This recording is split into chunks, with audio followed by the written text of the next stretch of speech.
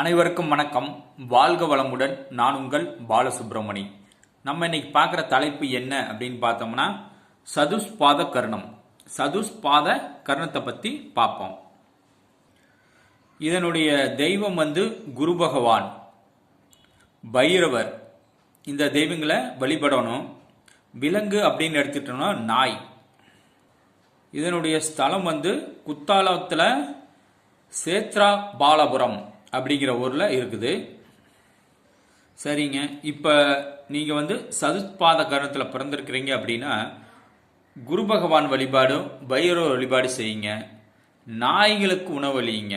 எப்பவுமே நாயை அடிக்கவே கூடாது. நீங்கள் நாய் அது பாட்டுக்கு போவோம், அதை எடுத்து கல்லெடுத்து அடிக்கிறது, இந்த மாதிரி வேலைகளை செய்யக்கூடாது. நம்மளுங்க நாயை அடிக்கிறோன்னா நாயை பார்த்தாவே அடிக்கணும்னு தோணும்.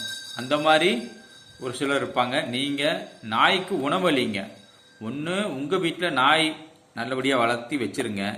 உங்கள் வீட்டில் நீங்கள் நாயை வளர்த்தி வச்சுருக்கிறீங்கனாவே ஒரு தெய்வத்தை கூட வச்சுருக்கிற மாதிரி.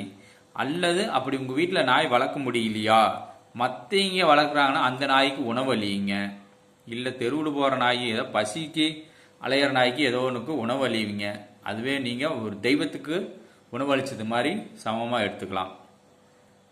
நீங்கள் சதுஷ்பாத கர்ணமாக இருந்து உங்களுக்கு குரு திசையோ அல்லது குரு புத்தியோ குரு அந்தரமோ நடைமுறையில் இருக்கும்போது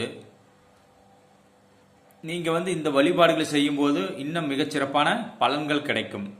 குரு 6ஆம் இடம், 8ஆம் இடம், 12ஆம் இடம் அல்லது மற்ற இடங்கள் நீச்சம் பலம் குறைந்து மறைந்திருக்கும் போது உங்களுக்கு கெடு பலனை கொடுக்கும்போது நீங்கள் இந்த வழிபாடுகளை செய்தால் கெடு பலன்களை குறைக்கலாம், நன்மையும் அடையலாம்.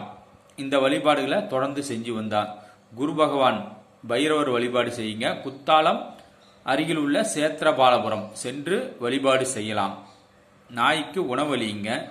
அதே மாதிரி உங்களால் எல்லா மாதமும் அங்கே போக முடியாது. முடியாத மாதங்களில் வியாழக்கிழமை தோறும் குரு பகவான் வழிபாடு செய்யலாம். அதுக்கப்புறம் அஷ்டமி நாள் பைரவர் பூஜையில் நீங்கள் கலந்துக்கலாம்.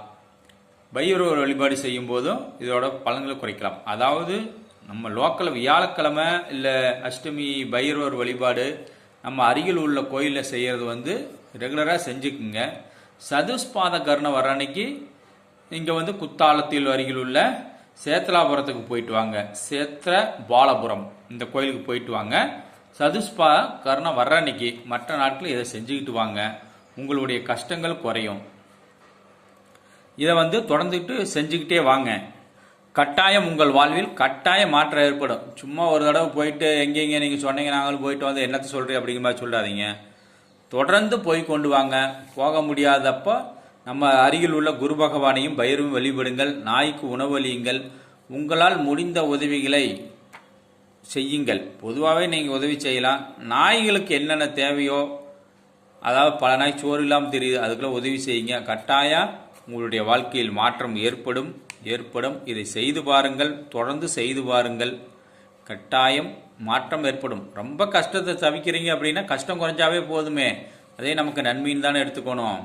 அந்த திசை முடிந்து நீ நேரம் சரியில்லைன்னா நமக்கு பாதிப்பு இல்லாமல் நல்லபடியாக ஓட்டிட்டாவே அது மிகப்பெரிய அதிர்ஷ்டம் அப்படின்னே சொல்லலாம். இதை செய்து பாருங்கள். செய்து வளமாக வாழுங்கள், மகிழ்ச்சியாக வாழுங்கள். வாழ்க வளமுடன். நன்றி, வணக்கம்.